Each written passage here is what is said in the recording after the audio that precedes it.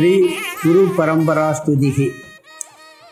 ओम यो ब्रह्माणं विददाति पूर्वं यो वै वेदांच बृहणोति तस्मै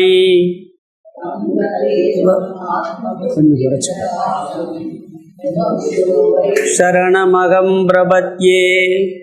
ओम नमो ब्रह्मादिभ्यो ब्रह्म विद्या संप्रदाय कर्तृभ्यो वंश ऋषिभ्यो महत्यो नमो गुरुभ्यः। सर्वोपप्लवरहितः प्रज्ञानगणः प्रत्यगर्तो ब्रह्मैवाहमस्मि। ओं परमसुगतं केवलं ज्ञानमूर्तिं द्वन्द्वातीतं गगनशत्रुषं तत्त्वमस्यादिलक्ष्यम् एकं नित्यं विमलमजलं सर्वदी साक्षिभूतं पावातीतं त्रिगुणरहितं सद्गुरुं तं नमामि। आलयं करुणालयं नमामि भगवत्पादं शङ्करं लोकशङ्करं शङ्करं शङ्कराचार्यं केशवं पादरायणं सूत्रभाष्यकृतौ वन्दे भगवन्तः पुनः पुनः। सदाशिवसमारम्भां शङ्कराचार्यमध्यमाम् अस्मदाचार्यपर्यन्तां वन्दे गुरुपरम्पराम्। श्रीदक्षिणामूर्तिसुदेशिकेन्द्रं वैपायनं सूत्रकृतं मुनीन्द्रं श्रीशङ्करं भाष्यकृतं यतीन्द्रं मत्तेशी कञ्चापि नमामि विद्यै। गुरुर्ब्रह्मा गुरुर्विष्णु गुरुर्देवो महेश्वरः गुरुसाक्षात् परं ब्रह्म तस्मै श्री गुरवे नमः। त्वमेव माता च पिता त्वमेव बन्धुश्च सखा त्वमेव विद्या द्रविणं त्वमेव सर्वं मम देव। श्रीमद् भगवत गीता ध्यान श्लोकங்கள்। ओम पार्थाय प्रतिबोधितां भगवता नारायणेन स्वयं व्यासेन कृतितां पुराणमुनिना मध्ये महाभारतम् अद्वैतामृतवर्षिणीं भगवतीम् अष्टादशाध्यायिनीम् अम्ब त्वामनुसन्दधामि भगवद्गीते भवद्वेषिणीं। नमोऽस्तु व्यासविशालबुद्धे बुल्लारविन्दायतभद्रनेत्र येन त्वया भारततैलपूर्णः प्रज्वालितो ज्ञानमयः प्रदीपः। प्रपन्नपारिजाताय स्तोत्रवेत्रैकपाणये ज्ञानमुद्राय कृष्णाय गीतामृतदुहे नमः। सर्वोपनिषदो गावो दोक्ता को बालनन्दनः पार्थो वत्ससुधीर्भोक्ता दुक्तं गीतामृतं महत्। वसुदेवसुतं देवं कंसचाणूरमर्दनं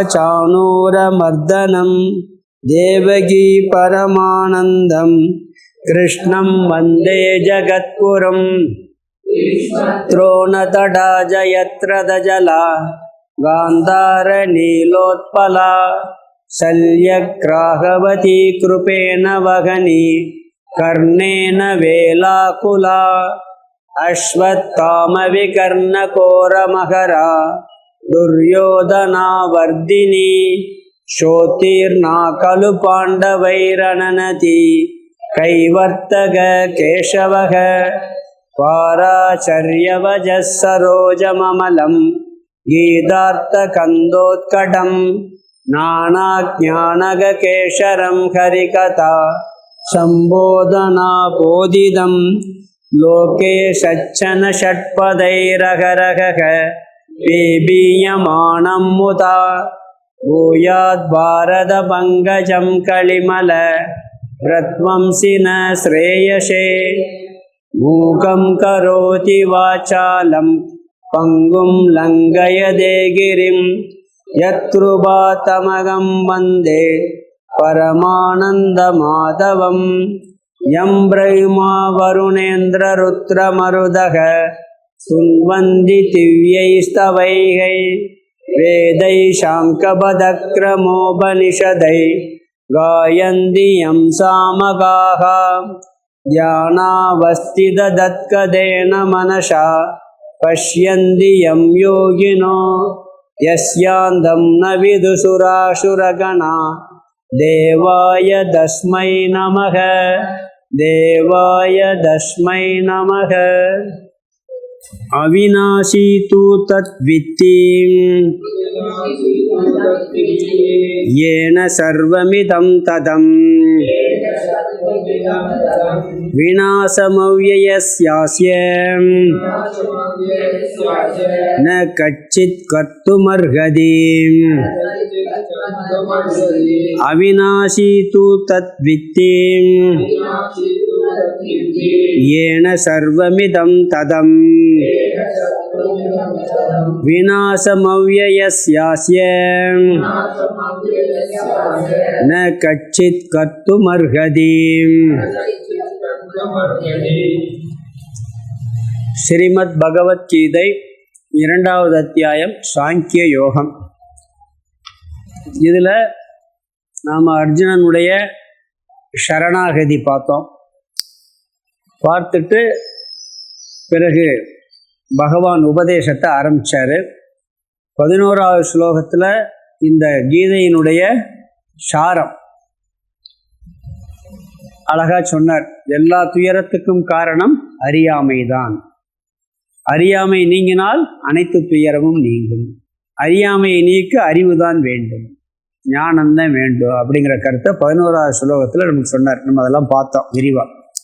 பிறகு 12லிருந்து 12, 13 ஆத்ம விசாரம். ஆத்மாவை பற்றி அந்த ஞானத்திற்கான அடிப்படையை சொல்ல ஆரம்பித்தார். ஆத்மா நித்தியம், அனாத்மா அனித்தியம். பகவத்கீதையினுடைய சாரம் ஆத்ம தத்துவம், பிரம்ம தத்துவம், இந்த உலகம் நித்தியா அப்படிங்கிற கருத்து. அனாத்மானா இந்த உடம்பு மட்டும் இல்லை, இந்த ஜகத் எல்லாமே அனாத்மாதான். ஆத்மானா நாமட்ட இருக்கிறதும் ஆத்மாதான், கடவுள்கிட்ட இருக்கக்கூடிய அந்த ஆதார தத்துவம் ஆத்மாதான். அதை முதல்ல புரிஞ்சுக்கிறணும். ஆத்மானா நம்மகிட்ட இருக்கிறது மட்டும் நினச்சிக்கிற கூடாது. அதனால சொன்னேன், நான் நீ அரசர்கள் யாரும் இல்லாமல் இருந்ததில்லைன்னு சொன்னார். பகவான் அதில் வந்துடுறாரு, அர்ஜுனனும் வந்துடுறான், எல்லாரும் வந்துடுறாங்க அதில். இதெல்லாம் நம்ம தெரிஞ்சு புரிஞ்சுக்கிறதுக்கு முதல்ல கர்மயோகம் நம்மளுக்கு வேணுங்கிறது பார்த்தோம். இப்போ ஒரு விஷயம் சொல்ல நினச்சேன். இப்போ அதாவது இந்த ஒலிம்பிக் போட்டியில் நம்ம பேட்டி கொடுத்துருந்தேன். இப்போதே சொன்னார், நான் கேட்கல. 2 கோல்டு மெடல் வாங்க நம்ம பேட்டி கொடுத்துருக்கான். கொஞ்சம் வயசு, சின்ன வயசு. எப்படி தங்க மெடல் வாங்கினேன்னா பகவத்கீதையை படிச்சுட்டுங்குது. பகவத்கீதையை படித்ததுனால எனக்கு உங்கள் மனநிலை எப்படின்னு கேட்குறாங்க. அதுக்கு கர்மயோகத்தை சொல்லுது. நீ உன் கடமையை செய்ய, பலனை எதிர்பார்க்காதேன்னு பகவான் சொல்லியிருக்கிறாரு. நான் அதனால் அந்த கடமையை மட்டும் செஞ்சேன். கிடைக்கிது கிடைக்கல அது பார்த்துக்கிறோம்னு செஞ்சேன். எனக்கு 2 கோல்டு மெடல் கிடைச்சிது. முதல்ல கோல்டு மெடல் கிடைச்சனே சொல்லியிருக்கேன். மறுநாள் இன்னொரு கோல்டு மெடல் வாங்கிடுச்சான் சொன்னார் டாக்டர். சொன்னார், நான் அதை கேட்கல, பேட்டி கேட்டவங்க சொன்னாங்க. அப்போ கீதைக்கு அவ்வளோ ஒரு வலு இருக்குது. நம்ம வயசானவங்க படிக்க நினச்சிக்கிட்டு இருக்கோம். ஆனால் சின்ன வயசு பொண்ணு படிச்சுட்டு ஒலிம்பிக்கில் கோல்டு மெடல் வாங்கியிருக்கு. பார்த்துக்கேன். அந்த ஆத்ம தத்துவம் 2வது இது பேஸ். இந்த கர்மயோகத்தினுடைய அடிப்படை புரிஞ்சுன்னா அந்த ஆத்ம தத்துவம் புரிய ஆரம்பிச்சு அதனுடைய பண்ணணும்னு சொன்னான். அதனால ஆத்மாவை பற்றி அவர் முதல்ல சொன்னார். ஆத்மா நித்தியம், அனாத்மா அனித்தியம். இந்த உடல் அழியும், உடல் அழிந்தாலும் நாம் கட்டாய் இருப்போம்னார் 12வது ஸ்லோகத்தில். 13வது ஸ்லோகத்தில் இந்த ஆத்மா நிர்விகாரக, மாறாதது, என்றும் மாற்றமடையாதது. ஆனால் அனாத்மா என்னாகும், மாறிக்கிட்டே இருக்கு. 3 மட்டும் சொன்னார். குழந்தை பருவம், இளமை பருவம், முதுமை பருவம். 3 மாற்றத்தை உதாரணமாக சொன்ன. நிறைய மாற்றம் இருக்குது, அடுத்ததில் வரப்போகுது. இந்த 3ஐயும் பார்க்கின்ற நான் மாறாமல் இருக்கின்றேன். ஆத்மா மாறாது, அதனால ஞானே மயக்கம் அடைவதில்லைன்னு சொல்லி 13ல் சொன்னார். பிறகு 14, 15 நம்ம என்ன பார்த்தோம்? ஆத்மாவை பற்றி எங்களுக்கு கவலையே இல்லை. அது அழியுது, அழியாமல் போகுது. உடம்பு போகுதே, உடம்பு அழியுதே அப்படின்னு சொல்லும் பொழுது அனாத்ம விஷயத்தில் உடம்பு மட்டும் இல்லை, இந்த வெளி விவகாரங்கள், வெளி விஷயங்களினால் வரக்கூடிய தாக்குதல், துயரங்கள், பிரச்சனைகள், இதை 100% நம்மளால் தவிர்க்க முடியாது. முயற்சி பண்ணலாம் ஓரளவுக்கு, அவ்வளோதான். அது இயற்கையெல்லாம் நம்ம தடுக்கவே முடியாது, நம்ம கையிலே கிடையாது. குளிர் வெப்பத்தை தடுக்க முடியுமா? நம்ம தடுக்க முடியாது. சொட்டு போடலாம், வெயில் வந்துச்சுன்னா ஏசி போட்டுக்கிடலாம், அது கூட வேலை செய்யாட்டி கஷ்டப்படுத்தி ஆகணும். திடீர்னு கரண்ட் கட் ஆகி போச்சு, என்ன பண்ண முடியும்? டிரான்ஸ்ஃபார்மர் வெடிச்சு போச்சு, வெயில் 110 டிகிரி அடிக்குது, வீட்டில் உட்கார முடியலை, அன்னைக்கு என்ன பண்ணி ஆகணும்? அக்செப்டன்ஸு தான், வேறு வழியே கிடையாது. அப்படி ஏற்றுக்கொள்ள, அனாத்ம விஷயத்தில் வரக்கூடிய பிரச்சனைகளை ஏற்றுக்கொண்டு பழக வேண்டும், அதான் சொல்றாரு. அதனால் அதை பற்றியும் நீ கவலைப்பட வேண்டிய அவசியம் இல்லை. உடல் விஷயத்தில் உடலில் எல்லாம் வரும், இளமை, மூப்பு, பிணி எல்லாம் வரத்தை செய்து, அதை நீக்க முயற்சி, மூப்பை தடுக்க முடியாது, பிணியை நீக்க முயற்சி பண்ணலாம். முயற்சி பண்ணி முடியலைன்னா அக்செப்டன்ஸ் தான். மரணத்தையும் தடுக்க முடியாது. நம்மளுக்கு மரணம் எப்போ வரும்னே தெரியாது, யாருக்குமே தெரியாது. மரணம் டாக்டர் சில நேரங்கள் என்ன பண்ணார், உறுதியாக பிழைக்காதுன்னு சொல்லுவார், ஆனால் அபூர்வமாக பிழைக்கும். சில நேரம் பிழைச்சிருந்து நினச்சிக்கிட்டு இருப்பாங்க, இறந்து போயிடும். நம்ம கையில் காண முயற்சியே விடக்கூடாது. அப்போ முடிஞ்ச பிறகு இந்த அனாத்ம விஷயத்தில் நீ ஏற்றுக்கொள்வதை தவிர வேறு வழியே இல்லை. அது இந்த சரீரமாக இருக்கட்டும், உலக விஷயங்களாக இருக்கட்டும், வெளிவர பிரச்சனைகள் முடிஞ்ச அளவுக்கு தர்மமான முறையில் நீக்க முயற்சி பண்ணணும். சும்மா உட்காந்துட்டு அப்படியே அக்செப்ட் பண்ணுறது தப்பு. சில பேர் அப்படியே நடக்கிறது நடக்கட்டும் அப்படின்ட்டு சும்மா உட்காந்து சோம்பேறித்தனத்துக்கு வழிவகுக்கும். நாம் எல்லா முயற்சியும் பண்ணுவோம், அதுக்கு மீறி நடக்கிறத ஏற்றுக்கிறது, இதுதான் அக்செப்டன்ஸ். 13வது ஸ்லோகத்தில் பார்த்தோம். இது பண்ணுனா என்ன பலன்னு 14வது ஸ்லோகத்தில் சொன்னார். என்ன சொன்னார்னு சொன்னால், இப்படி சொல்லும் பொழுது தற்காலிகமாக துயரம் போயிடும், சமபுத்தி வரும். அவன் தீரன்கிறார், அவன் ஒரு பெரிய ஒரு சைப்புத்தன்மை வந்தால் பெரிய வீரன் தான் அவன் சொல்லிட்டு, அவன் என்ன பண்ணுறான், மோட்சத்தை அடைவதற்கு தகுதி கிடைக்கிறதுங்கிறார். இதுவும் ஒரு கர்மயோகம் தான். இந்த அக்செப்டன்ஸுங்கிறது பலன் எது வந்தாலும் ஏற்றுக்கொள்ளணும்னு சொல்கிறோம்ல. நீ செய்கிறத கடமையை செய்ய, லாபம் வரலாம் நட்டம் வரலாம், ஏற்றுக்கொள்றதானே. இங்கே அதே அனாத்ம விஷயத்தில் ஏற்றுக்கொள்வது. அப்படி செஞ்சால் நீ தகுதி, மனம் இதை புரிஞ்சுக்கிறதுக்கு தகுதி கிடைக்கும் அப்படிங்கிற கருத்து சொல்லப்பட்டது. இது 15. போன கிளாஸில் 16வது ஒரு ஸ்லோகம் தான் பார்த்தோம். அது ஒரு முக்கியமான ஒரு ஸ்லோகம்னு சொல்லி பார்த்தோம். அதில் அங்கே என்னன்னு சொன்னால், அது உபனிஷத்தின் சாரம். அது உபனிஷத் வேதாந்தத்தினுடைய முழுமையான கருத்து என்னன்னா, பிரம்மன் சத்தியம், ஜெகன் மித்தியா. இதில் சொன்னார், இல்லாததற்கு இருப்பு இல்லை, இருப்பது இல்லாமல் போவதில்லைன்னு. நாசதோ வித்தியதே பாவக, நாபாவோ வித்தியதே சதக. இது யாருக்கு புரியும்? உண்மையை உணர்ந்தவர்கள் தான் உணர முடிகிறது. உபயோரபி திருஷ்டோந்தக வனயோஸ் தத்துவ தரிசிபிகி அப்படின்னார். இது என்ன கருத்துன்னு சொன்னால், இருக்கிற தத்துவத்தை இல்லாமல் யாராலும் பண்ண முடியாது. இல்லாதது தான், அதை உருவாக்கவே முடியாது. இல்லாத ஒன்று கிரியேட் பண்ணவே முடியாது. இருக்கிறத அழிக்க முடியாது, இல்லாத கிரியேட் பண்ண முடியாது. இந்த உடல் எப்படி இல்லாமல் இருந்துச்சானே வந்துச்சு, இந்த உடம்பு இல்லாமல் இருந்தே வந்திருக்கு, திருப்பி இல்லாமல் போயிடும், அது இருக்க வைக்க முடியாது. ஆத்மாங்கிறது இருக்கிறது, அதை என்னைக்கு ஒரு நாளும் அழிக்கவே முடியாது. இந்த உலக விஷயத்திலே எடுத்துட்டீங்கன்னா, நீங்கள் ஒரு பொருளை பகவானால் கூட நம்ம சொல்கிறோம், பகவான் கிரியேட் பண்ணுறாருன்னு சொல்கிறோம். அவர் மாயையை வச்சுட்டு கிரியேட் பண்ணுறார், மாயையை கூட வச்சுக்கிட்டு மாயையிலிருந்து ஒரு பொருளை உற்பத்தி பண்ணுறார். அது ஒரு மாற்றம்னே அடையுதே ஒழிய இருக்கிறத இல்லாமல் பண்ண முடியாது, இல்லாத உருவாக்கவும் முடியாது. இது ஒரு விதி, ஒரு துரும்ப கூட அழிக்க முடியாதுன்னு சொன்னேன். ஒரு பொருள் நீங்கள் திடீர்னு வர வைக்கிறதெல்லாம் அப்படியே வராது, எங்கேயோ இருக்கிறது இங்கே வரும். டிவியில் பார்க்குறோம்னு சொன்னால், டிவியில் பார்க்குறது எங்கேயோ நடக்கிறது இங்கே காட்சியாக தெரியுமே வெளியே, இல்லாதது தெரியாது. அது மாதிரி இது ஒரு பெரிய ஒரு தத்துவம். இது இருக்கிறத இல்லாமல் பண்ண முடியாது, இல்லாததை உருவாக்க முடியாது. ஆத்மா எப்பொழுதும் இருப்பது, அது என்றைக்கும் யாராலும் அழிக்க முடியாது. பகவானால் கூட அழிக்க முடியாது ஆத்மாவை, ஏன்னா அவர் ஆத்மா தானே. அவர் அழிச்சு அவரவே அழிச்சுக்கிறது மாதிரி ஆயினது. அவருடைய சொரூபம் என்ன, அவருக்கு ஆதாரமான தத்துவம் ஆத்மாவா இருக்கு. அதனால ஆத்மா சத்தியம், இல்லாதது இருக்கிறது மாதிரி தெரிஞ்சாலும் அது உண்மையிலே இல்லைதான். இல்லாததற்கு இருப்பு என்பது பர்மனண்ட் இருப்பு இல்லை. இப்போ இருக்கோம், இந்த உடம்பு ஒரு ஃபார்மில் இருக்குது, இது பஞ்சபூதத்துலேருந்து வந்துச்சு, இதுவும் எப்படி வந்துச்சு, ஏதோ ஒன்றுலேருந்து வந்துச்சு, திருப்பி என்ன ஆகுது, பஞ்சபூதத்தில் போயிடும். பஞ்சபூதம் எங்கேருந்து வந்துச்சு, சமஷ்டி பஞ்சபூதத்தில் வந்துச்சு, அப்புறம் அதுவும் மாயையிலேருந்து வந்துச்சுன்னு சொல்லுவோம். அதோட போய் எல்லாம் போயிடும். அப்போ இதெல்லாம் ஒரு இந்த தோற்றத்துக்கு தெரியக்கூடிய அனாத்மாவெல்லாம் உண்மையில் இல்லாதது, இருந்தாலும் இப்போதைக்கு இருக்கே ஒழிய உண்மையில இல்லாததற்கு மித்தியான்னு அர்த்தம். காட்சிக்கு இருக்கு, அனுபவத்துக்கு இருக்கு, விவகாரம் அதில் தான் நடக்குது.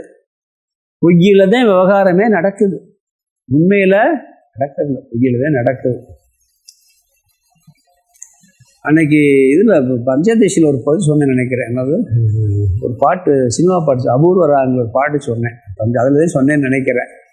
என்னன்னா, இல்லாத மேடையிலே அது வரும், கேள்வியின் நாயகனே இந்த கேள்விக்கு பதிலே ஏன்னு வர. அதில் இல்லாத மேடைதனில் எழுதாத நாடகத்தை எல்லோரும் பார்க்கின்றோம். மேடை இல்லையா, நாடகம் இல்லாத நாடகமா, ஆனால் எல்லாரும் நடிக்கின்றோம், எல்லோரும் பார்க்கின்றோம். அது சினிமா படத்தில் என்ன வரி, அருமையான வரி தான். இல்லாத மேடைதனில் எழுதாத நாடகத்தில் எல்லோரும் நடிக்கின்றோம், எல்லோரும் பார்க்கின்றோம். மேடையும் இல்லை, எழுதாத நாடகம், ஆனால் எல்லாம் நடிச்சுக்கிட்டு இருக்கோம், பார்த்துக்கிட்டு இருக்கோம். இதுதான் மாயைக்கு ஒரு லட்சணம். ஆனால் விவகாரம் நடந்துக்கிட்டு இருக்கு, அது மித்தியா அப்படிங்கிற கருத்து போன ஸ்லோகத்தில் ரொம்ப முக்கியமாக பார்த்தது. நாசதோ வித்தியதே பாவக, அதுக்கு உதாரணம்லாம் சொன்னேன், பொம்மை யானை. அதாவது இல்லாததை ஏன் இருக்கிறத இல்லைன்னு ஏன் சொல்ல வேண்டி இருக்குன்னு சொன்னால், இருக்கிறத இல்லைன்னு ஒரு இடத்துல சொல்ல வேண்டி இருக்கு. ஏன்னா இருக்கிறது உண்மையிலே இல்லாததுனால. யானை இருக்குன்னு சொன்னால் யானை இல்லை அப்படின்னு சொல்கிறோம். ஏன் சொல்கிறோம், உண்மையிலே இல்லை. வியலுக்கு கொம்பு இல்லைன்னா அது சொல்ல வேண்டிய அவசியம் இல்லை. அதனால் இந்த உலகம் இருக்கிறது மாதிரி இருக்குது, உண்மையிலேயே இது இல்லை, இது இல்லாதது தான் இருக்கிறது மாதிரி இருக்கு, உண்மையான இருப்பு இதுக்கு இல்லவே இல்லைன்னு சொல்லி போன வட்டம் நிறைய பார்த்துட்டோம். அடுத்த ஸ்லோகத்துக்கு பார்க்கலாம், 17வது ஸ்லோகத்துக்கு இப்போ பார்க்கணும். இப்போ இங்கே என்ன கருத்துனா, இங்கே ஆத்மாவுக்கு 2 லட்சணம் சொல்லப்பட்டிருக்கு. இந்த 24 வரைக்கும் இப்படித்தான் போகும், கொஞ்சம் ஆத்மா விஷயம்தான். பிறகு நல்ல விவகாரங்கள்லாம் வர ஆரம்பிச்சிடும். கல்லடிக்கு இருந்தாலும் மெயினாக பேசிக்காக ஞான விஷயமா இருக்கிற நான் மெதுவாகவும் போகிறேன் இந்த விஷயத்தில். ஆத்மா சர்வ வியாபி, ஆத்மாவை அழிக்க முடியாது. இது 2 கருத்து சொல்லு. ஆத்மா சர்வ வியாபி, ஆத்மாவை அழிக்க முடியாது.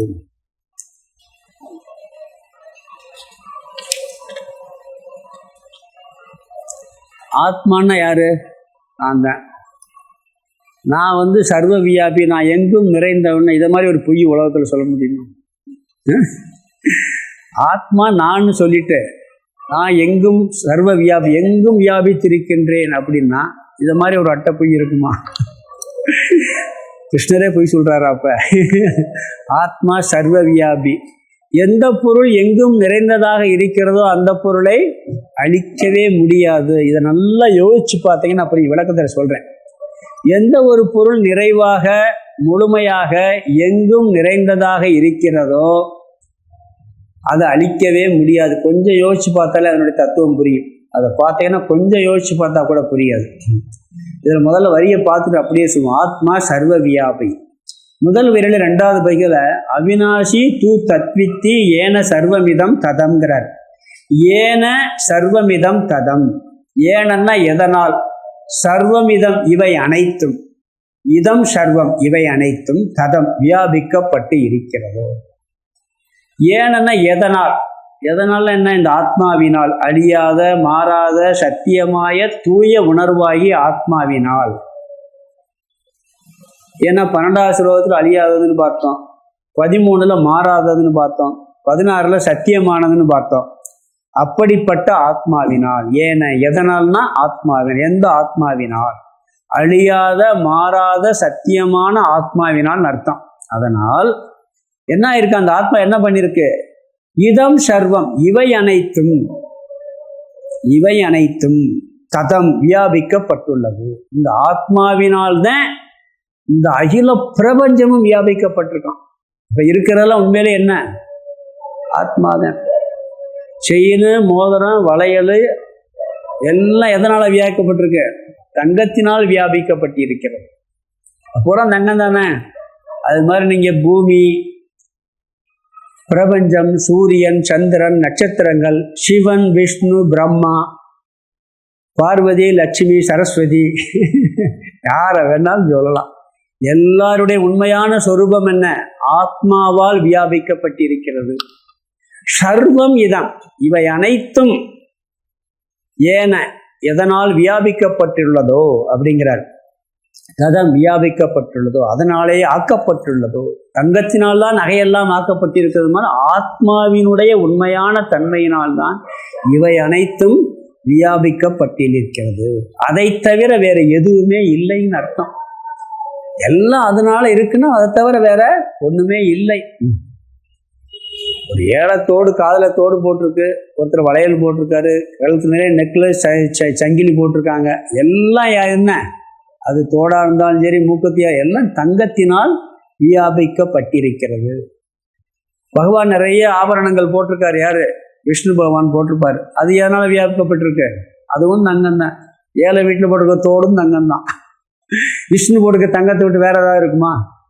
அவர் நகை போட்டிருந்தா தங்கம் மாத்தே இருக்க முடியும். சிவபெருமான் மட்டும் கழுத்தில் பாம்பை போட்டுக்கிட்டார். அவர் நகை போடலை, ஆனால் அவர் காலில் சலங்கை போட்டிருக்காரு. அது தங்கம் தானே.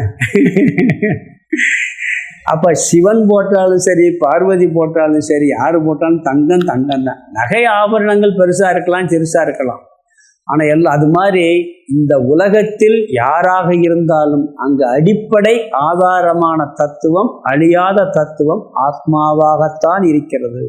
தனிப்பட்ட ஜீவன் சொல்லுவது ஆத்மான்னு சொல்லுவான். கடவுள் மொத்தமாக சொல்லுவோம் பிரம்மன்கிற வார்த்தையை சொல்லுவார். ரெண்டு ஒரே தான். ஆத்மானாலும் பிரம்மன்னாலும் ஒன்று தான். அனைத்திலும் இருப்பது தங்கம் தான். புல்லு முதல் பிரம்மா வரை எங்கும் இருப்பது உணர்வுமயமான ஆத்ம தத்துவம்தான். நம்ம இந்த உடல்ல மட்டும் இருக்க நினைச்சுக்கிட்டு இருக்கோம். உடல்லையும் இருக்கு, அதனுடைய அந்த சொரூபம் இருக்கு பார்த்தீங்களா, அந்த சொரூபத்தன்மை, அந்த உணர்வுக்கான நமக்கு தெரியறது இல்லை. அதனால என்ன சொல்றேன், இது மாதிரி ஒரு பொய் சொல்ல முடியுமா நம்ம நினைப்போம். உண்மைதானே? நம்மளுக்கு நம்ம உடம்பே தெரியல, எல்லாத்துலையும் வியாபிச்சிருக்குன்னு தெரியுமான்னு தெரியாது. இப்போ கடல் இருக்கு, இதை புரிஞ்சுக்கலாம். அறிவுல புரிஞ்சுக்கிற முடிய நான் எல்லாத்துலையும் இருக்கிற உணர முடியுமான்னு முடியும். ஆனால் அறிவுனால புரிஞ்சுக்கிற முடியும். கடல் எதனால் வியாபிக்கப்பட்டிருக்கு? நீர் தான். அமெரிக்காவில் இருக்க கடல் தண்ணி வேறையா? இல்லை அந்த தண்ணி குடிச்சா இனிக்குமா? இல்லை இங்கே இருக்க தண்ணி உப்பு கைக்கும். ஐரோப்பாவில் இருக்க கடல் இருக்க தண்ணி, ஆர்டிக் பெருங்கடல், அண்டார்டிக் பெருங்கடல் இருக்க தண்ணி வேற மாதிரி இருக்கு அப்படின்னு சொல்ல முடியுமா? எத்தனை பேர் வச்சிருக்கோம். சின்ன கங்கி இந்தியாவிலே எடுத்துக்கங்க. வங்காள விரிகடா, இங்கிட்டு அரபிக்கடல், இங்கிட்டு இந்து பெருங்கடல். கன்னியாகுமரியில் முனையில் போய் நின்றுக்குங்க. நின்றுட்டு நேரம் பார்த்தீங்கன்னா, தெற்க பார்த்தீங்கன்னா இந்து பெருங்கடல்மைங்க, மேற்கு திரும்பி பார்த்தா அரபிக்கடல், கிழக்கு திரும்பி பார்த்தா வங்காள. வேற வேறையா? உள்ள என்ன இருக்கு? தண்ணி தான். அது உப்பு தண்ணி தான்.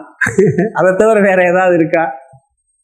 அப்ப எல்லாம் இந்த உலகத்தில் இருக்கக்கூடிய அத்தனை கடல் தண்ணி எதனால வியாபிக்கப்பட்டது? நீராலே வியாபிக்கப்பட்டது. இதை புரிஞ்சுக்கிற முடியுமா? முடியாதா? ஆனா இந்த தண்ணியை பயன்படுத்துறோம். பார்க்கறது கொஞ்சம் தான் பார்ப்போம், முழுசா ஒரே நேரம் பார்க்க முடியுமா? விண்வெளியில போனா கூட ஒரு சைடு தான் பார்க்க முடியும். என்னைக்கா பார்க்க முடியுமா?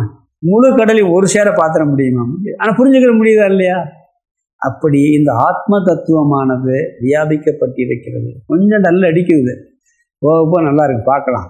அதே மாதிரி ஆகாசத்தையும் எடுத்துக்கிடலாம். இன்னொரு உதாரணம், ஆகாசம் எப்படி இருக்கு? ஒரே ஆகாசமா, பல ஆகாசமா? சந்திரன்ல இருக்க ஆகாசம் வேறையா? சொர்க்கலோகத்தில் இருக்க ஆகாசம் வேறையா? ஆகாசத்துக்குள்ள எல்லாமே இருக்கு. சரி, இத்தனை அழிஞ்சு போன ஆகாசம் அழியுமா? ஆகாசத்தை அழிக்க முடியுமா? எல்லா சூரியன், சந்திரன், நட்சத்திரம் அத்தனை அழிஞ்சு போது ஆகாசத்தை அழிக்க முடியுமா? ஏன்னா எங்கும் நிறைந்தது. அதை அழிக்க ஒரு ஆகாசம் கிடையாது. அடுத்த வார்த்தை வருது, சர்வ வியாபியா இருந்துச்சுன்னா அழிக்க முடியவே முடியாது. அது அழிக்கிறதுக்கு ஒரே ஆகாசம் தானே இருக்கு. நீங்க எங்க போங்க, அந்த பிரபஞ்சத்தை எல்லாம் தாண்டி போங்க, அங்கேயும் என்ன இருக்க போகுது? ஆகாசம் தான். ஆகாசத்தை இல்லாமல் பண்ண முடியுமா? ஆகாசத்தையே இல்லாமல் அழிக்க முடியாது. ஆகாசத்துக்கும் ஆதாரமான ஆத்மாவை எப்படி அழிக்க முடியும்? இங்க அதைத்தான் சொல்றாரு. என்னன்னு சொன்ன, அனைத்தையும் தாங்கும் ஆகாசத்தை அழிக்க முடியலன்னா ஒரு ஆகாசத்தை தாங்கி நிற்கின்ற ஆத்மஸ்வரூபத்தை அழிக்க முடியாது. அது எப்படி கொஞ்சம் புரிஞ்சுக்கிறது கஷ்டமாக இருக்கலாம். அது உணர்வு. ஒரு சின்ன செட்டில் பாயிண்ட் யோசிச்சு பாருங்க. உணர்வு இருக்கிறதுனால தான் இதெல்லாம் இருக்குன்னே சொல்கிறோம். ஆத்மா உணர்வு மயம்னு சொல்கிறோம். புரியுதா இல்லைங்களா? நம்மளுக்கு கான்சியஸ்னஸ் இருக்கா இல்லையா? இருக்கா இல்லையா? சரி, நீங்கள் அன்கான்சியஸ் ஆகிட்டோம், இல்லாட்டி ஆழ்ந்த உறக்கத்தில் உங்களுக்கு உலகம் இருக்கா இல்லையா? உங்களை பொறுத்தவரை உலகம் இருக்கா இல்லையா? இல்லை இல்லை, எனக்கு என்ன நடந்துச்சுன்னே தெரியாது அப்படித்தானே சொல்கிறேன். இல்லை, ஒருத்தன் மயக்க நிலைக்கு போயிட்டான், எழுப்பவே முடியாது. இருக்காங்க நிறையா பேர் 4 வருஷம் 5 வருஷம்லாம் அன்கான்சியஸில் இருக்காங்க. அவங்கள பொறுத்தவரை உலகம் இருக்கா இல்லையா? இல்லை. சரி, விழிப்பு வந்தானே இந்த 5 வருஷம் என்ன நடந்துச்சுன்னே தெரியாது. 5 வருஷத்தில் பெரிய பிரளயம் கூட ஏற்பட்டிருக்கலாம், அவருக்கு தெரியுமா? அவரை பொறுத்தவரையில் இல்லை. ஏன் இல்லை? அவரை பொறுத்தவரையில் அவர்கிட்ட உணர்வு இல்லை, அதனால இல்லை. எங்களுக்கு இருக்குல்ல. ஏன் எங்களுக்கு இருக்கு? எனக்கு உணர்வு இருந்ததுனால இருக்குன்னு சொல்கிறேன். அப்போ உணர்வே இல்லைன்னு அந்த உலகம் இருக்குன்னு யார் சொல்கிறது? உணர்வில் தான் இதை எல்லாம். உணர்வுன்னு ஆத்மாவினுடைய சொரூபம், அது நம்மளுக்கு இருக்குது, அதனால் வெளிப்படுது. கொஞ்சம் சட்டில் பாருங்கள், புரிஞ்சா சரி. அதனால தான் அந்த சிவன் மேலே சொல்லியிருக்கல, சிவன் மேலே காளி நடனம் ஆடுறதுக்கு காரணம் அந்த படத்தினுடைய தத்துவமே என்னன்னா இதுதான். அதனால தான் சிவபக்தர்கள்லாம் போய் சாமிகிட்ட கேட்டாங்க, சிவனை கீழே படுக்க வச்சு மேலே காளி ஆடுதேன்னு சொல்லி. இதெல்லாம் படம் தப்பு இல்லையா? சக்திக்கு ரொம்ப முக்கியத்துவம் கொடுத்து சிவனை கீழே போட்டு மிதிக்கிறது மாதிரின்னு சொல்லி அவர் ஒரே வார்த்தை, சிவன் இல்லாத ஏதாவது இடம் இருந்தால் சொல்லி அங்கே போய் காளி ஆட சொல்கிறேன்ட்டார். அப்போ நீக்கமர நிறைந்த தத்துவம் சொல்லும்போது அதான் பிரச்சனை. அதனாலதான் இந்த காளிங்கிறது இந்த உலக தத்துவம், இந்த மாயா தத்துவம் தான் இந்த படைப்பு எல்லாம். அது எல்லாம் எங்க இருக்கு? ஆதார தத்துவம் மேலே நடக்குது. ஆதாரத்தை அழிக்க யாராலும் முடியாது. எங்கும் நிறைந்ததுன்னு சொன்னா அது முடியாது. ஏகம் ஏவம் அத்விதீயம் ஒரு வார்த்தை உபனிஷத்துல வரும். பிரம்மத்துக்கு ஆத்மாவுக்கு என்ன பேரு? ஏகம் ஏவம் அத்விதீயம். ஏகம்னா என்ன? ஒன்று. ஏவம்னா மட்டும். ஏகம் ஒன்றுதே இருக்குன்னு சொல்கிறேன், இன்னொன்று இருக்கக்கூடாதா? ஒரு வாழைப்பழம் இன்னொரு வாழைப்பழம்னு சொல்கிறாங்கல்ல, அந்த மாதிரி இன்னொன்று எங்கேன்னு கேட்டுருவான். ஒன்றுதே இருக்குன்னா இன்னொன்று இருக்குன்னா இருக்குன்னா இதே மாதிரி இன்னொன்று இருக்கலாம்ல. அப்போ ஏகத்துக்கு அடுத்த வார்த்தை ஏவம், மட்டும், ஒன்று மட்டும். சரி, ஒன்று மட்டும் சொன்ன ஒன்றை நான் உடைக்கிறேன், அரை அறையா 2 ஆக்கிடுறேன் அப்படின்னு சொல்லிடுவான். அத்விதீயம் 2 ஆக்க முடியாதுன்னு. அத்விதீயம் சொன்னால் 2ஆக ஆக்க முடியாதுன்னு அர்த்தம். பாருங்க, இந்த ஒன்று பிரம்மன் ஒன்றுன்னு சொன்னா இதை போல இன்னொன்று இருக்குன்னு சொல்லிடலாம். அதுக்காக அடுத்த வார்த்தை என்ன சொல்றாரு? ஏவம், அது ஒன்று மட்டும்தான்ங்கிறாரு. நான் ஒன்றை உடைக்கிறையா 2 ஆக்கிடுறையா அப்படி சொன்னா 4 ஆக்கிறையான்னு சொல்லிட்டேன்னா அத்விதீயம் 2ஆக ஆக்க முடியாததுன்னு இடத்துல. அதான் அத்வைதம். ஏகம் ஏவம் அத்விதீயம். இந்த பிரபஞ்சம் முழுவதும் அனைத்திலும் வியாபிக்கப்பட்டிருக்கிறது என்ற ஒரு வார்த்தையை சொல்லிவிட்டால் அது ஏகம் ஏவம் அத்விதீயமாகத்தான் இருக்க முடியும். அங்கிங்கனாதபடி எங்கும் பிரகாசம் சொல்லிட்டீங்கன்னா அது ஒரே வஸ்துவாக இருக்க முடியுமே ஒழிய 2வது ஒரு வஸ்துவாக இருக்க முடியாது. அப்படிப்பட்ட தத்துவத்தை அழிக்க முடியாது சொல்றார். விநாசம் அவ்யயஸ்யாஸ்யன கச்சித் கர்த்துமர்ஹதி. அதாவது அழிவற்ற மாறுதலற்ற இதற்கு அழிவை உண்டு பண்ண எவருக்கும் ஆற்றல் இல்லை. ஒரே பொருள் இப்படி இருந்தா அதை அழிக்கிறதுக்கு இன்னொரு வஸ்து இல்லையே. ஒரு ஆகாசம் இருக்கு, இன்னொரு ஆகாசம் இருந்தால் தான் அழிக்க முடியும். ஒன்றுதான் இருக்குன்னா அதை அழிக்க இன்னொன்று கிடையாது, என்ன பண்ண முடியும்? ஒரு பொருள் மட்டும் இருந்தா அதை தவிர வேற எது இல்லைன்னு அதை அழிக்கவே முடியாது. கொஞ்சம் யோசிச்சு பார்த்தாலே புரியுதா இல்லையா? அது ஒரு சண்டை நடக்குது ஒரு இடத்துல, ஒரே மல்யுத்த வேற மட்டும் இருக்கான், வேற யாரும் இல்லை, நம்ம போய் யாரும் அடிக்கிறது? அடிக்க முடியாதுல்ல. எலெக்ஷன்ல எழுத்து ஒருத்தர் போட்டி போடலைன்னா அண்ணன் போஸ்ட் அவர் ஜெயிச்சுடுவார், எதிரியே இல்லை, அவர் அழிக்க முடியாது. அப்படித்தானே சொல்றான். மாறுதலும் அடையாது. ஒரு பொருள் இருந்தா அதுக்கு அதை விட்டு வேற ஒரு இடமே இல்லைன்னு வச்சுங்க, அது நகலாது, அசையாது, மாறாது. ஒரு குடம் பூரா தண்ணி நிறைஞ்சிருக்கு, சீல் அடிச்சிட்டீங்க, கொஞ்சமாவது அசையுமா தண்ணி? நிறைகுடம் நீர் தாழ். கொஞ்சம் குறையா இருந்தா கூட ஆடும் அசையும். ஆனா ஃபுல்லா இருந்ததுன்னா மாற்றக்கூட, அதை அசையக்கூட பண்ண முடியாது. ஃபுல்லாக ஒரு பொருளை வச்சு ஒரு கண்டெய்னரில் அடைச்சிட்டீங்க, கீழே இருக்கிறத மேலே கொண்டு வர முடியுமா? மேலே இருக்கிறத சைடில் கொண்டு வர முடியுமா? அசையாது, மாறாது. அப்படி முழுமையாக நிறைவான ஒரு பொருள் மாற்றத்தையும் தராது, நகரவும் செய்யாது, அழிக்கவும் முடியாது. அதனால் விநாசம் கர்த்தும், நாசத்தை உண்டு பண்ண கச்சித் அருகது, எவரும் முடியாது. விநாசம்னா அழிவதுன்னு அர்த்தம். மாணிக்கவாசகர் சிவன பெருமான சொல்றாருல, அரிய பொருளே அவிநாசி அப்பா அப்படின்னு. இங்க என்ன சொல்றாரு? விநாசம் கர்த்தும், அழிவை உண்டு பண்ண கச்சித் அருகதி, யாருக்கும் அருகதை இல்லை. அதனாலதான் சிவபெருமான அவிநாசி அப்பாங்கிறார். சிவபெருமான் அழிக்க முடியாதுன்னு சொல்லி. அழிவற்றவர், அது ஆத்மா ஒன்றுதான். அது விஷ்ணுவா இருக்கட்டும் சிவனா இருக்கவங்க பேர் அவிநாசின்னு பேர். அழிக்க முடியாதவர்னு ஒரு பேர் இருக்கு. யாராலும் அழிவற்ற ஆத்மாவை அழிக்க முடியவே முடியாது, கடவுளாலும் முடியாது. ஏன்னா அவராத்தே இருக்காரு. அவர் பிறகு அழிச்சு அவரே அழிச்சுக்கிட்ட மாதிரி ஆயிடும். இல்லை சிலவர் தற்கொலை பண்ணிக்கிறாங்க, அப்படி நம்மளே அழிச்சுக்கலாம்னு சொன்னால் உடலத்தையும் அழிக்க முடியும், ஆத்மாவை அழிக்க முடியாது. தற்கொலை யார் என்ன பண்ணுறான்? உடலை அழிக்கிறது தற்கொலை, ஆத்மாவை அழிக்கிறது இல்லை. அப்போ யாராலும் அழிக்க முடிவதே இல்லை. நகையெல்லாம் அழிக்கலாம், தங்கத்தை அழிக்கவே முடியாது. நகையை அழித்து என்ன வேணாலும் பண்ணலாம், ஆனால் தங்கத்தை அழிக்க முடியுமா? என்னைக்கும் அழிக்க முடியுமா? தங்கத்தை எல்லாம் பண்ணிடுங்க பார்ப்போம். உறுப்பினாலும் தங்கம் தானே, அது எல்லாம் பண்ணவே முடியாது. இல்லை மண்ணில் இது பண்ணால் மண்ணில் தங்கமாகத்தே இருக்கும். அது மாதிரி ஆத்மாவை அழிக்க முடியாது. அவிநாசி தூ தத்தித்தி, அழிவற்றது தான் என்று நிச்சயமாக அதை அறிவாயாக. முதல் விரல முதல் வார்த்தை. அதை எப்படி அறிய சொல்றாரு? அழிவற்றது என்று நிச்சயமாக அறிந்து கொள் அப்படிங்கிறார். நீக்கமர எங்கும் நிறைந்துள்ள வியாபித்துள்ள அத்வைத தத்துவமாக ஒரு பொருள் இருந்துருச்சுன்னு சொன்னால் அது அழிவில்லாததாகத்தான் இருக்க முடியும். நீ நல்லா யோசிச்சு பாருங்க, அதுக்கு மேலே ஒன்றுமே இல்லை, என்ன அப்புறம் எப்படி அழிக்க முடியும்? அது ஒன்றுதே இருக்குன்னா. அதனால் இது என்ன சொல்கிறாருன்னா, இங்கே எல்லாம் சொல்ல முடியாது. ஒன்னால் நான் கேட்டேன், என்னால் நீ கேட்டேன்னு சொல்ல முடியாது. ஏன்னா ஒன்றுதே இருக்கு. அதனால் அது யாராலும் அழிக்க முடியாது. இது இந்த 17வது ஸ்லோகத்தில். ஆத்மா அழிவற்றது, காரணம் எங்கும் நிறைந்ததால். நீக்கமர நிறைந்த ஒரு தத்துவத்தை அழிக்க முடியாது. அதுதான் இந்த சொல்ற சாரம். அழிக்க யாராலும் முடியாது. ஸ்லோகத்துக்கு அர்த்தம் பார்த்தோம். அவிநாசி தூ தத்வித்தி ஏன சர்வமிதம் ததம். முதல் விரல் 2வது பகுதி ஏன. ஏனன்னா எதனால். எதனால்னு இதுக்கு முன்னாடி பார்த்தா ஆத்மாவினால். எந்த தூய உணர்வான அழியாத மாறாத ஆத்ம தத்துவத்தினால். இதம் சர்வம், சர்வம் இதம் இருக்கு. இதம் சர்வம், இதம்னா இவை அனைத்தும். இதம் சர்வம், இதம்னா இவை, சர்வம்னு அனைத்தும். இவை அனைத்தும் எல்லாத்தையும் சேர்த்துக்கணும், கடவுள் முதல் கொண்டு எல்லாம். இவை அனைத்தும் ததம் வியாபிக்கப்பட்டிருக்கின்றதோ. முதல் விரல 2வது பகுதி ஏன சர்வம் இதம் ததம். எதனால் இவை அனைத்தும் வியாபிக்கப்பட்டிருக்கின்றதோ, எந்த ஆத்ம தத்துவத்தினால் இவை அனைத்தும் வியாபிக்கப்பட்டிருக்கிறதோ. முதல் பகுதி அவிநாசி தூ தத்வித்தி. தத்துன அதை, அந்த தத்துவத்தை. அவிநாசி தூ நிச்சயமாக அழிவற்றது என்று. தூன்னா நிச்சயமாக அழிவற்றது என்றும் சேர்த்துக்கணும். அழிவற்றது என்று வித்தி அறிவாயாக அறிந்து கொள். எதனால் இவை அனைத்தும் வியாபிக்கப்பட்டிருக்கிறதோ அது நிச்சயமாக அழிவற்றது என்று நீ அறிந்து கொள்வாயாக. 2வது வரி. விநாச மவ்யயஸ் யாஸ்ய ந கச்சித் கர்த்தும் அர்கதி. இங்க வித்தி அவ்யயஸ்ய, விநாசம் அவ்யயஸ்ய. அவ்யயஸ்யன்னா மாறுதலற்ற அழிவற்ற. அந்த நீக்கமுறை நிறைந்துருச்சுன்னா அது மாற்றமே அடையாது, அது மாறுதலற்ற அழிவற்ற.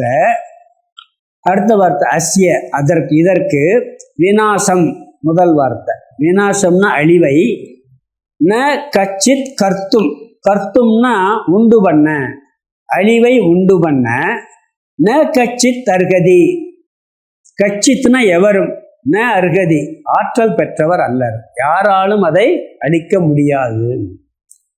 எது நீக்கமர எங்கும் நிறைந்திருக்கிறதோ, எதனால் வியாபிக்கப்பட்டிருக்கிறதோ, ஆத்ம தத்துவத்தால் வியாபிக்கப்பட்டிருக்கின்ற காரணத்தினால் அந்த ஆத்மா மாறுதலற்றது, நிச்சயம் அது அழிவற்றது, அதை அழிக்க யாராலும் முடியாது என்பது இதன் கருத்து. இங்கே ஆத்மா அழிவற்றது, காரணம் சர்வ வியாபி அத்வைதம். அந்த சர்வ வியாபியான அத்வைதமான அழிவற்றதான ஆத்மாவை அழிக்க யாருக்கும் முடியாது. காரணம் இதற்கு அந்நியமாக அழிப்பதற்கு வேறு எதுவும் இல்லை. அதனால் ஸ்லோகம் 18 படிக்கிறது. அந்தவந்த இமே தேகாம் நித்யஸ்யோக்தா சரீரிணக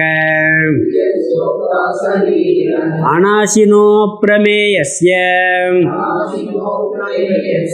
தஸ்மாத் யுத்யஸ்வ பாரத. அந்தவந்த இமே தேகாம் நித்யஸ்யோக்தா சரீரிணக அநாசினோ பிரமேயஸ்ய தஸ்மாத் யுத்யஸ்வ பாரத.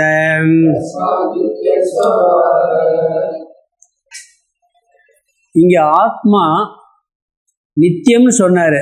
இங்க இன்னொரு வார்த்தையை சேர்த்து அது கூடஸ்த நித்தியம்னு ஒரு வார்த்தை சொன்னார். கூடஸ்த நித்தியம் அர்த்தம் பார்க்கலாம். பிறகு அறியப்படாதது ஆத்மா, அப்பிரமேயம் அறியப்படாதது. இந்த உடலோ அழியக்கூடியது. பிறகு இந்த உடல் யாருடையதுன்னா ஆத்மாவை சார்ந்து இந்த உடல் இருக்கின்றது. அது பிறகு சொல்றாரு, அதனால நீயும் கடமையை செய்யன்னு ஒரு வார்த்தையை சொல்லி முடிக்கிறார். ஒவ்வொன்றும் அர்த்தம் பார்க்கலாம். இது கூடஸ்த நித்தியம் அப்படின்னு சொல்றார். இங்க கூடஸ்த நித்தியம் எதுனா நித்தியத்துல கூடஸ்த நித்தியம் வேற ஏதாவது நித்தியம் இருக்காருன்னா இன்னொரு நித்தியம் இருக்கு. பிரவாக நித்தியம்னு ஒரு நித்தியம் இருக்கு. கூடஸ்த நித்தியம், பிரவாக நித்தியம்னு ஏன்னா இப்போ விளக்கம் பார்க்கலாம். பிறகு இதில் என்ன சொல்றாருன்னா போருகிரின்னு ஒரு வார்த்தை சொல்வார். போருகிரின்னா கடமையை செய்யின்னு அர்த்தம். கடமையை செஞ்சா மனம் பக்குவம் அடையும் அப்படிங்கிறதுக்காக கடமையை செய்யுங்கிறார். அப்புறமேயம்னு ஒரு வார்த்தை இருக்கு. இந்திரியங்களால் அந்த ஆத்மாவை அறிய முடியாது. கூடஸ்த நித்தியம், அப்புறமேயம். ஆத்மாவுக்கு 2 லட்சணம் சொல்ற. அப்புறமேயம் நான் இந்திரியங்களால பார்த்து தெரிஞ்சுக்கிற முடியாது. அப்படிப்பட்ட பொருளை சார்ந்துதான் இந்த உடல் இருக்கின்றது அப்படிங்கிற கருத்து இதில் சொல்றார். பார்க்கலாம் ஒவ்வொன்றா. அதாவது 2வது வரியில முதல் வார்த்தை அநாசினக அப்படிங்கிறார். முதல்ல அழிவற்றதுங்கிறார். பிறகு முதல் வரியில 2வது பகுதியில நித்தியசிய நித்தியமானதுங்கிறார். முதல் சுலோகத்தில் அவிநாசினார் அழிவற்றதுங்கிறதுக்கு. இங்க அநாசினக அப்படிங்கிற வார்த்தையை பயன்படுத்தினார். அதாவது நித்தியமான அழிவற்றது, அழிவற்ற நித்தியமானது. இப்போ அழிவுடைய நித்தியமானது இருக்கா? அப்படி ஒன்று இருக்கு. அதனாலதான் இங்க அழிவற்ற நித்தியம், அழிவற்றதுன்னு ஒருக்கா தனியாக சொல்லிட்டார், நித்தியமானதுன்னு சொல்லிட்டார். பார்க்கலாம். அதாவது அழிவற்றதாக இருந்து நித்தியமாக இருக்கிறது ஆத்மா. கூடஸ்த நித்தியம்னு பேரு. பிறகு இன்னொரு நித்தியம் இருக்கு. என்ன நித்தியம்னா மாறுகிற நித்தியம், அதாவது பிரவாக நித்தியம். இது மாறாத நித்தியம், இது பிரவாக நித்தியம். 3 காலத்திலும் எந்த மாற்றத்தையும் அடையாமல் எப்பொழுதும் எது இருக்கிறதோ அதுக்கு பேரு கூடஸ்த நித்தியம், மாறாத நித்தியம் இருக்கு. இப்ப இந்த உடல் இருக்கு. உடம்பு வந்து எப்ப இருந்து இருக்க? நான் 1960 ஒரு 24 வரைக்கும் 64 இருந்துக்கிட்டே இருக்கேன். நித்தியமா இருக்கேன். நித்தியமா இருக்கும், மாறிக்கிட்டே நித்தியமா இருக்கும். எப்படி இருக்கும்? மாறிக்கிட்டே நித்தியமா இருக்கும். சொல்லணும்ல, அது 100 வருஷம் இருந்துட்டான்ப்பா நிலையா. சொல்றமா இல்லைங்களா? இந்த கட்டடம் 100 வருஷம் இருக்கு. 100 வருஷம் நித்தியமா இருக்காருன்னா மாறிக்கிட்டே நித்தியமா இருக்கு.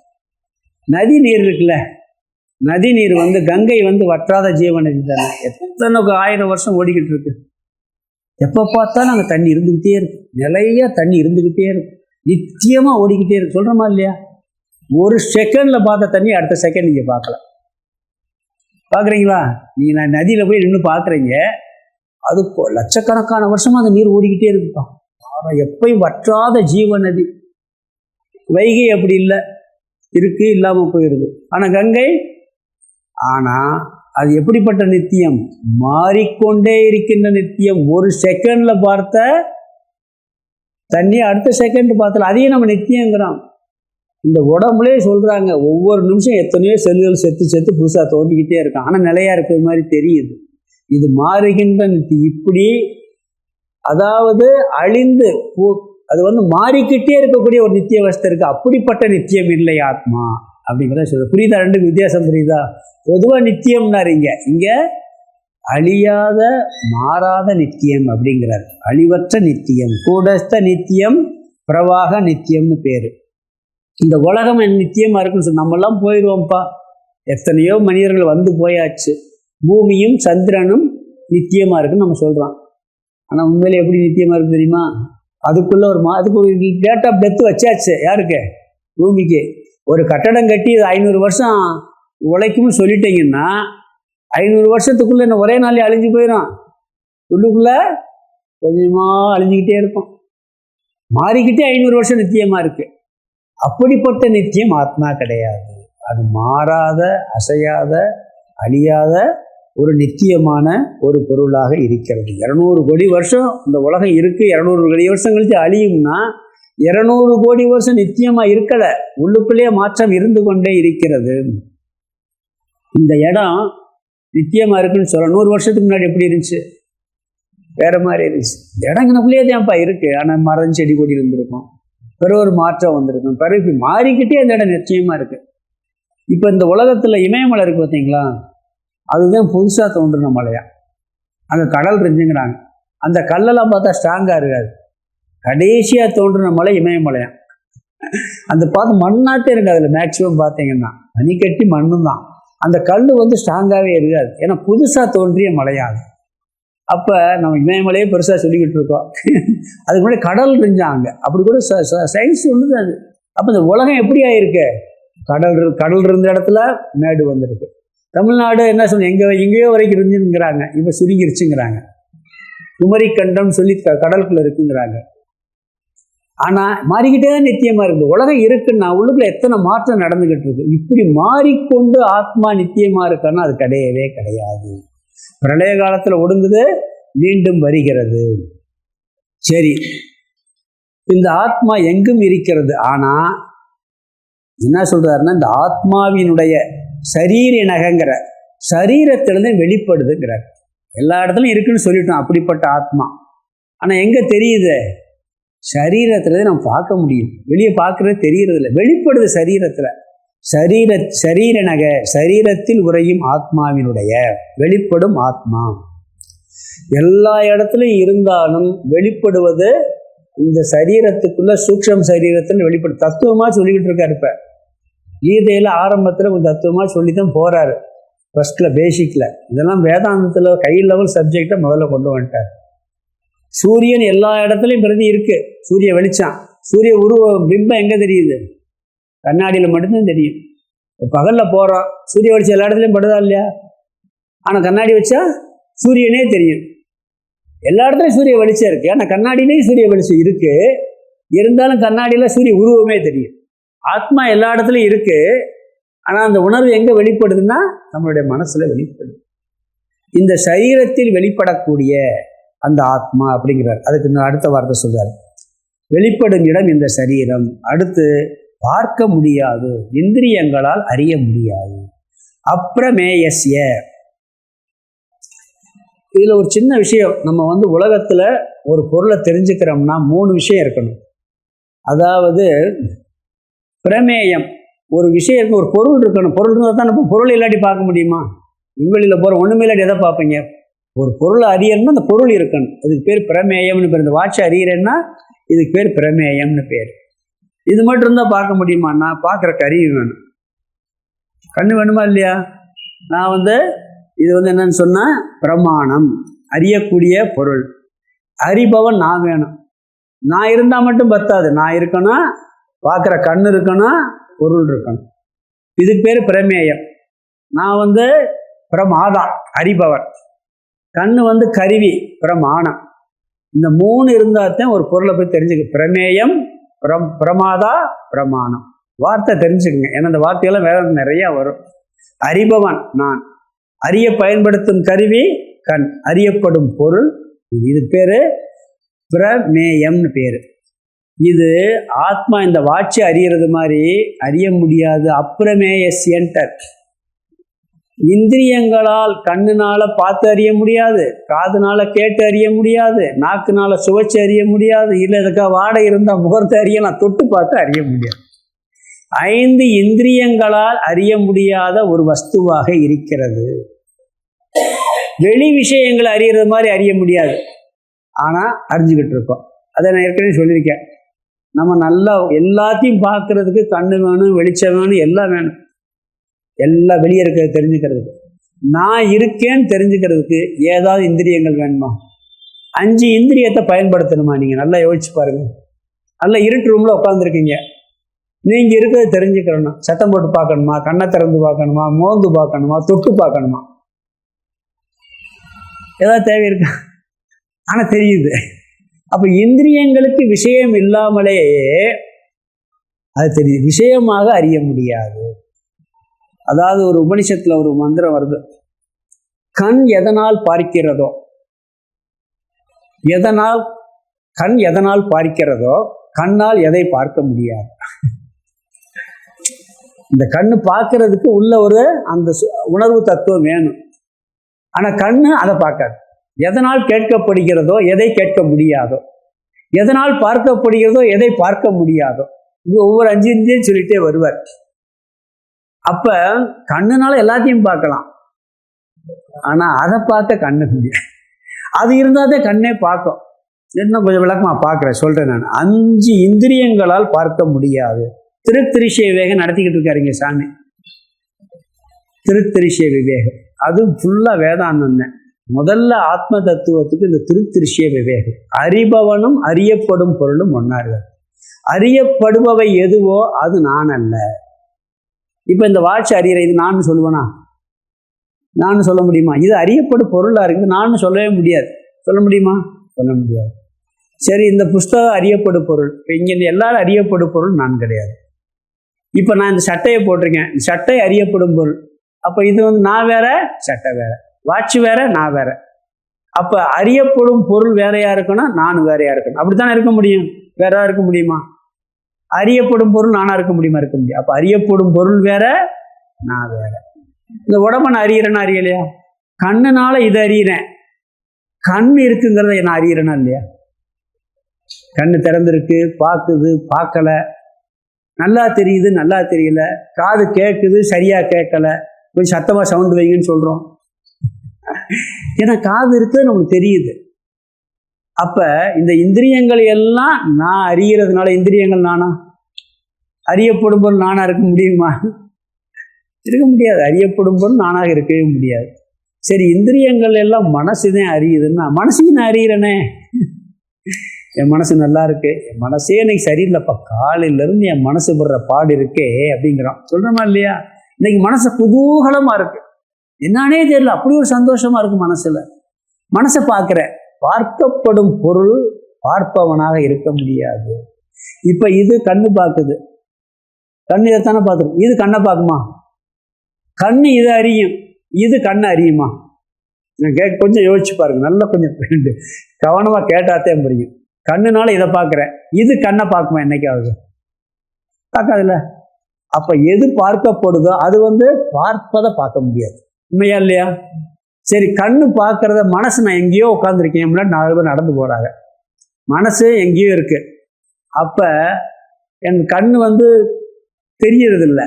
ஏன்னு சொன்னா மனசு கண்ணை கண்ணில் ஜாயிண்ட் ஆகல. அப்ப கண்ணு பார்க்குதுங்கிறத எது பார்க்குது? மனசு பார்க்குது. புரியுதா? கண்ணு பார்க்குதுங்கிறத மனசு பார்க்குது, பார்க்கலைங்கிறதே மனசு பார்க்குது. சரி, கண்ணு மனசை பார்க்குமா? கண்ணு மனசை பார்க்க முடியுமா? மனசு கண்ணை பார்க்கும். கண்ணு நல்லா தெரியுது, தெரியலேன்னு சொல்லும், அதை பார்க்குது, பார்க்கலைன்னு சொல்லும் மனசு. அப்ப கண்ணுனால இப்ப இது கண்ணை பார்க்காது, கண்ணு மனசை பார்க்காது. மனசு இப்படி இருக்குன்னு ஆத்மாவுக்கு தெரியுது. அப்ப மனசுனால ஆத்மாவை பார்க்க முடியுமா? அது சுயமா தெரியுது, அது சுயமா விளங்கிக்கிட்டு இருக்கு. இப்படி ஒரு விஷயமாக அதை அறிய முடியாது. அதெல்லாம் அப்பிரமேயஸ்ய, பிரமேயம் அல்லை, பார்க்கப்படும் பொருளாக இல்லை. இது வேதாந்தத்துல பேசிக். இதை புரிஞ்சாச்சுனாலே ஆத்ம தத்துவம் புரிஞ்சிடும். பார்க்கப்படும் பொருளும் பார்ப்பவனும் ஒன்றாக இருக்க முடியாது. அறியப்படும் பொருளும் அறிபவனும் ஒன்றாக இருக்க முடியாது. அறியப்படுபவை அறிபவனை அறியாது. அதான் அப்பிரமேயஸ்யன்டர். அதனால என்ன சொல்றாருங்க? ஆத்மா அப்பிரமேயஸ்ய. கொஞ்சம் சிந்திச்சு பாருங்க, புரியும். புரியாட்டாலும் ஒன்றும் கவலைப்பட வேணாம். இன்னும் நிறைய என்ன இருக்குன்னா, எத்தனை அத்தியாயம் இருக்கு? 16 அத்தியாயம் இருக்கு. ஒவ்வொன்றா சொல்லி விலைக்கு கொண்டு போவார். இந்த ஒரு 24 தத்துவம் வரைக்கும் சொல்லிட்டு சுருக்கமாக சொல்லி முடிச்சுவாரு. எதுக்கு சுருக்கமாக முதலே சொல்லிட்டாரு? நான் புரிஞ்சுட்டா பேசாம முடிச்சுட்டு போயிடலாம், கீதையை முடிச்செல்லாம் நினைச்சிருப்பாரு போல இருக்கு. அது இப்போ நான் கேள்வி கேட்க ஆரம்பிச்சிருவான், அப்படின்னு புரியலேன்ட்டு ஆரம்பிச்சிருவார் திருப்பி. அர்ஜுனனுக்கே புரியல, அப்போ நம்மளுக்கு எப்படி இருக்கும்? புரிஞ்சும் புரியாத மாதிரி இருக்கும். நீங்களும் அப்படி நிறைய கிளாஸ் கேட்டிருக்கீங்க, வேறு கிளாஸ் எல்லாம். அதனால் புரிய வாய்ப்பு இருக்குது. அதனால் என்ன சொல்கிறாருன்னா, இங்கே நான்கிற அந்த உணர்வு இருக்கிறதுனால எல்லாத்தையும் அறிகிறோம். அது இந்த உணர்வு அறியும். உணர்வு எல்லாவற்றையும் அறியும், மற்றவை உணர்வை அறியாது. அது அறியப்படும் பொருளாக இல்லை. இந்திரியங்கள வெளி விஷயங்கள் அறியும், வெளி விஷயங்கள் இந்திரியங்களை அறியாது. மனம் இந்திரியங்களை அறியும், இந்திரியங்கள் மனதை அறியாது. மனதை ஆத்மா அறியும், மனம் ஆத்மாவை அறியாது. புரியுதா? இதே பின்பக்கம் கொண்டு போகணும். அதனால மனதாலும் இந்திரியங்களாலும் அறிய முடியாதது ஆத்மா, அது அப்பிரமேயம், ஆனால் சுயமாக விளங்கும். சரி, அறிய முடியாதுன்னு சொல்லிட்டு எதுக்கு இவ்வளோ விளக்க விளங்கிக்கிட்டு இருக்கீங்க? தேவையா பகவத்கீதை? அறிய முடியாது, புரிஞ்சுக்கிற முடியாதுன்ட்டு விளக்குனா எப்படி இருக்கும்? சொல்லி யோசிச்சு பாருங்க. பொதுவாக உபனிஷதங்கள்லாம் தெரியாத ஒன்றை காட்டலை, தெரிஞ்ச இடத்தையும் காட்டிக்கிட்டு இருக்கு. தெரிஞ்ச இடத்தை நம்மளுக்கு காட்டுதே ஒழிய தெரியாததை காட்டுவதில்லை. புவியீர்ப்பு விசையை கண்டுபிடித்தார் அப்படின்னு சொல்கிறான். இல்லாத கண்டுபிடிச்சாரு. அதுக்கு முன்னாடி புவியீர்ப்பு விசை இல்லாமல் இருந்துச்சா? புவியீர்ப்பு விசை யாரோ ஒருத்தர் கண்டுபிடிச்சாரு. இப்போ சயின்ஸில் யாருக்கோ பேரெல்லாம் போடுறான், யாருன்னு பேர் தெரியல. யாரு? அதுக்கு முன்னாடி புவியீர்ப்பு விசை இல்லாமல் இருந்துச்சா? அவர் கண்டுபிடிக்கிற முன்னாடி புவியீர்ப்பு விசை இருந்துச்சா இல்லையா? இதுதான் புவியீர்ப்பு தெரியலை, இதுதான் ஆத்மான்னு தெரியல, அவ்வளோதான் வித்தியாசம். அவர் சயின்ஸில் அவர் கண்டுபிடிச்சார், இங்கே கிருஷ்ணன் நம்மளை கண்டுபிடிக்க வைக்கிறாரு. தெரிஞ்ச விஷயத்தை கண்டுபிடிக்க வைக்கிறார். ஒரு இது வரும் உபநிஷத்தில் ஒரு வார்த்தை, அதாவது எல்லாம் கிளாஸெல்லாம் அடித்து முடிச்சுக்குவார். முடிச்சுட்டு நீ ஆத்மாவை அறிந்து கொண்டாயா அப்படின்னு கேள்வி கேட்பார் குரு சிஷ்யன்ட்டு. நீ ஆத்மாவை அறிந்து கொண்டாயா? அவன் என்ன சொல்லுவாங்கன்னா, ஆத்மாவை நான் அறியவில்லை அப்படின்பா. அறியவில்லைன்னு சொன்னவொடனே ஒரு திருப்பி பாடம் நடத்திடுவாருன்னு நினச்சிட்டு அறிய வேண்டிய அவசியம் இல்லைன்னுவான். புரியுதா உங்களுக்கு? இவன் அறியவில்லைன்னு முதல்ல, அதாவது அறிஞ்சிட்டேன்னு சொன்னான்னா இவர் திருப்பி பாட ஆரம்பிச்சிருப்பார். ஏன்னா நீ அறிஞ்சிட்டேன்னு சொன்னால் பொய், அறிய முடியாது, நீ எப்படி அறிஞ்சிட்டேன்னு கேட்டுவார் அவர். அதனால் என்ன சொன்ன, டக்குன்ட்டு அறியவில்லைன்றான். அப்போ அறிவு புரியலை நினச்சிட்டு, அவர் புரியாமத்தையும் அறியலைன்னு சொல்லிடுவான்னு நினச்சிட்டு அறிய வேண்டிய அவசியம் இல்லைன்றான். அப்போ அவர் நீ அறிந்து கொண்டாயின்றார். குரு என்ன சொல்லுவார்? நீ அறிந்து கொண்டாயின்றார். இவன் அறியவில்லை, அறிய வேண்டிய அவசியம் இல்லைன்னு சொன்ன உடனே நீ அறிந்து விட்டாய் போலாம்ன்றார். வார்த்தைகள் பாருங்க எப்படி இருக்கு. இது இந்த வேதாந்தம் இப்படிதான் டெக்னிக்கலாக இருக்கும். நல்லா யோசிச்சு பார்த்து ரொம்ப பாருங்க. அறியவில்லை, அறிய வேண்டிய அவசியம் இல்லைன்னு சிஷ்யன் சொல்றான், நீ அறிந்து விட்டாய் போலான்றார். அறியப்படும் பொருளாக அறியவில்லைங்கிறான். நான் இருக்கிறேன், நான் அதனுடைய சொரூபமாக இருக்கிறேங்கிறது அறிஞ்சிட்டேன், அதனால் அறிய வேண்டிய அவசியம் இல்லைன்னு சொல்கிறான். அதனால நீ புரிஞ்சுக்கிட்டேங்கிறது இவர் புரிஞ்சுக்கிட்டார், சிஷ்யன் புரிஞ்சுக்கிட்டான்னு இவர் புரிஞ்சுக்கிட்டார். அதனால என்ன சொல்றாருன்னா, சரி ஆத்மா பிறகு ஆத்மா அழியாததுன்ட்டாரு. அடுத்து ஒரு வார்த்தை அனாத்மா அழிவது எதுன்னு சொன்னா, இந்த அனாத்மா உடல் அழிவது அது எப்படிப்பட்டதுன்னு சொல்றாரு. அடுத்த வார்த்தை ஷரீரினக இமே தேகாகா, சரீரத்தில் உறையும் இந்த ஆத்மாவினுடைய இந்த சரீரங்கள் அந்தவந்தக முடிவுடையவைகளாக உக்தாக சொல்லப்படுகின்றன. இந்த சரீரம் ஆத்மாவினுடையது. முதல்ல என்ன சொன்னார்? சரீரத்தில் வெளிப்படும் ஆத்மான்னாரு. ஆனால் ஆத்மா இல்லாட்டி இந்த சரீரம் கிடையாது.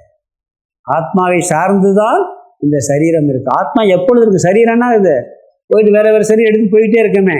அதனால என்ன சொல்றாருன்னு சொன்னா, இந்த சரீரம் ஆத்மாவினுடையது. இங்கே ஒரு கருத்தாங்க, அறிபவன் அறியப்படும் பொருள்னு பார்த்தேன். இங்க ஆத்மாவினுடையது உடல்.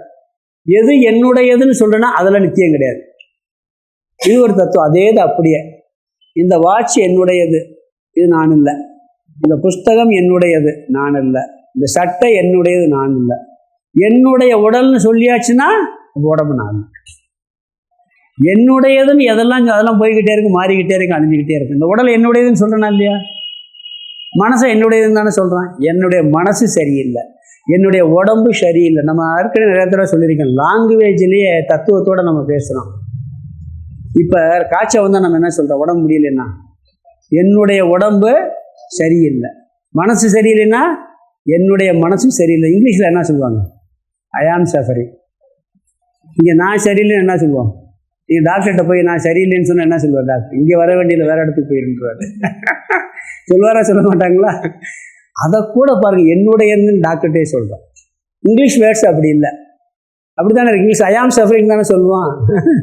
இங்கே என்னுடைய உடம்பு சரியில்லைங்கிறோம். அந்த என்னுடையது ஆத்மாவினுடைய சரீரம் தரீங்க. அப்போ என்னுடையதுன்னு சொல்லப்பட்டதுன்னு சொல்லியாச்சுனாலே அது வேற, நான் வேற. என்னுடையதுன்னு சொல்வதெல்லாம் அழியும், இந்த சட்டை போயிடும். என்னுடைய சட்டைன்னு சொன்னால் சட்டை எத்தனை சட்டை மாற்றிட்டேன். என்னுடைய உடம்புனா எத்தனையோ உடம்பு மாற்றியாச்சு, ஃபுல்லாக பூடெல்லாம் வந்துட்டு போயாச்சு. அப்போ அந்த ஒரு வார்த்தையை இங்கே பயன்படுத்துகிறார். அதனால் இங்கே என்னன்னு சொன்னால், இந்த என்னுடையதுன்னு சொல்கிறதுனால இது அழிவது, அது அழியாதது. அந்த வந்தக, இப்படி இந்த ஆத்மாவினுடைய உடல் அந்த வந்தக அழியக்கூடியது. அது அனுபவத்தில் பார்க்குறோம். எந்த உடம்பும் இல்லை, முடி சார்ந்த மன்னரும் முடிவில் பிடிசாம்பலாகி போவாருங்கிறோம். எந்த உடம்பும், ராமர் உடம்போ கிருஷ்ணர் உடம்போ, சரீரம் கட்டாயம் அழியும். ஆத்மாவை சார்ந்துள்ள ஆத்மாவினுடைய சரீரங்கள் எல்லாம் அழியக்கூடியது. ஆத்மாவினுடைய சரீரம் சொல்லியாச்சுனாலே அந்த சரீரம் அழியக்கூடியது அப்படிங்கிறார். இந்த உடம்புக்கு நிலையா கிடையவே கிடையாது. நிலையாமையில் ஒரு குறள் இருக்கு, அந்த குறளை சொல்றேன். புக்கில் அமைந்தின்று கொல்லோ உடம்பினுள் துச்சில் இருந்த உயிருக்கு. வள்ளுவர் அருமையா சொல்லிட்டார். இந்த தத்துவத்தை ஒரு குறள்ல வள்ளுவர் அழகா சொல்லியிருக்கார். புக்கில் அமைந்தின்று கொல்லோ உடம்பினுள் துச்சில் இருந்த உயிருக்கு. இந்த உடம்புல சிறிது காலம் ஒதுங்கி இருக்கும் உயிருக்கு நிரந்தரமான வீடு இன்னும் கிடைக்கவில்லைன்ற. இந்த இதுக்கு உடம்பு வீடுங்கிறார். இதுல ஆத்மா கொஞ்ச நாள் இருக்கு, ஆனா இந்த வீடு நிரந்தரம் இல்லை. என்ன சொல்றாரு, இதுல வெளிப்படக்கூடியதுன்னு சொன்னாரு. இதுல கொஞ்ச நாள் இருக்கு, இதுல இருந்து வெளிப்படுது. ஆனா அதுக்கு பெர்மனன்ட் வீடானா இது இல்லை. அது போயிடுச்சுன்னா இது அழிஞ்சு போயிடுது. இது ஒரு குறள்ல பார்த்து அழகா, உடம்பு அழிந்து கொண்டே இருக்கிறதையும் வள்ளுவர் அழகா விளக்கி இருக்கிறாரு. பிறகு அடுத்து தஸ்மாத் யுத்யஸ்வ பாரத, அடுத்த வார்த்தை, ஆகவே போர் புரிவாயாக அர்ஜுனா. பகவான் பகவத்கீதையில எங்கெல்லாம் போர் செய்ன்னு சொல்றாரோ அங்கெல்லாம் கடமையை செய்யும் அர்த்தம். உன்னுடைய, ஏன்னா இவருக்கு உபதேசம் பண்ற இடம் அப்படி. இதை பார்த்தோன்னா பகவத்கீதை போர் செய்ய தூண்டுது. போர் செய்ய, இங்கே உன்னுடைய டியூட்டி என்ன? போர் செய்ய வேண்டியது.